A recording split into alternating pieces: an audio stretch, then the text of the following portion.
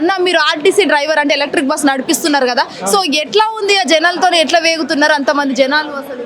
జనాలు ఇప్పుడు అంతంత మాత్రమే వస్తున్నారు. ఈ ఆర్టీసీ బస్సులు బంద్ అయిన కాడ నుంచి జనాలు కూడా ఎక్కువ రావట్లేదు.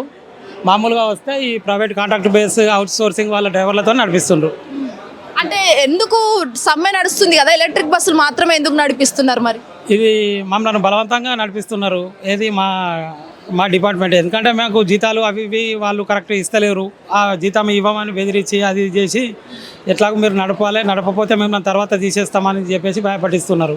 ఎవరు భయపడిస్తారు? సిబ్బంది ఆర్టీసీ వాళ్ళు ఆర్టీసీ సంబంధించినటువంటి వాళ్ళు భయపడించి మరీ నడుపుకుంటున్నారు. ఎట్లా భయపట్టిస్తున్నారు, ఎట్లా అంటే మరి మీరు ఖచ్చితంగా రావాలి, రాకపోతే నెక్స్ట్ మళ్ళీ బస్సులన్నీ స్టార్ట్ అయినాక మిమ్మల్ని తీసేస్తాం, కొత్త వాళ్ళని పెట్టుకుంటామని చెప్తా ఉన్నారు. ఆ భయానికి మేము నడుపుకుంటున్నాం. వాళ్ళు ఆర్టీసీ వాళ్ళు కార్మికులు, ఆర్టీసీ సోదరులు కార్మికులు కూడా వాళ్ళు ఏమంటున్నారు, మీరు కూడా మాతో ధర్నాలో పాల్గొనండి, మన అందరి కొరకే కదా, మన అందరం చేస్తేనే బాగుంటుంది, ఎందుకంటే ఇప్పుడు మీకు కూడా ఫ్యూచర్ బాగుంటుందని వాళ్ళు చెప్తా ఉన్నారు. వాళ్ళు చెప్పేది కూడా మేము ఆలోచన చేయాలి, కాకపోతే యూనియన్ అనేది కరెక్ట్ లేక ఇక ఎవరి సందులో వాళ్ళు నడుపుతూనే ఉన్నారు. కొంతమంది వస్తున్నారు, కొంతమంది రోజు 150 బస్సులు నడిచేది 40 బస్సులు నడుస్తూ ఉన్నాయి. మరి ఆ 40 బస్సులలో కూడా ఎట్లుంది? దాంట్లో కూడా మహాలక్ష్మి పథకం ఉంది కదా?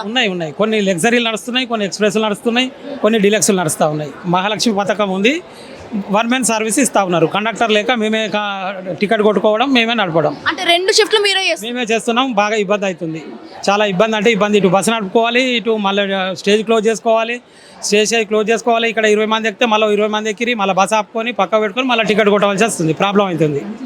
అందుకే మేము అట్లయితే రామని చెప్తే ఈ 10th పాస్ అయిన వాళ్ళను, డిగ్రీ చదివిన వాళ్ళని, అమ్మాయిలు వాళ్ళు వీళ్ళు ఉంటే స్టూడెంట్స్ వాళ్ళ వీళ్ళని తీసుకొచ్చి పెట్టుకొని ఒకరోజు ట్రైనింగ్ ఇచ్చేసి నడిపిస్తూ ఉన్నారు. అంటే మీకే సరిగ్గా జీతాలు ఇవ్వలేని పరిస్థితి, వాళ్ళకి ఎట్లా ఇస్తారు? వాళ్ళకి ఇస్తారట. కండక్టర్కు 800, డ్రైవర్కు 1000 రూపాయలు ఇస్తూ ఉన్నారు.